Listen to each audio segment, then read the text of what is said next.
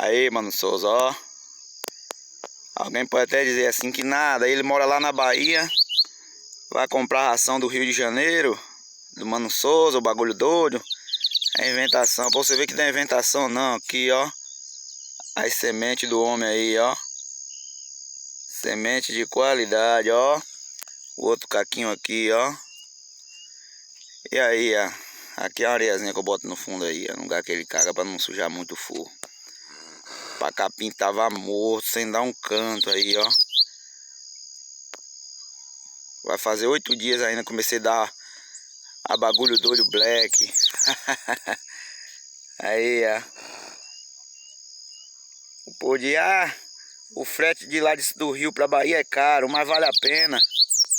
Aí, como tá esse papo capim. Bora, meu garoto.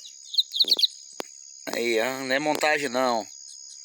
Hoje, 18/10/2023, aí, ó.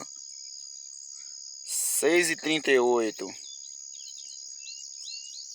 Como tá esse papo capim aí, ó. Comendo a ração, bagulho doido. Esse bagulho é doido mesmo, viu, mano Souza? E é aqui na Bahia, no interior da Bahia aqui, ó.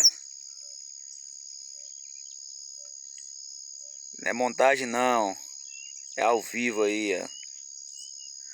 Olha lá minha casa lá, os animais lá. Pra não dizer que é montagem, é real. Pra capim saiu de muda, tava frio, sem cantar Bahia.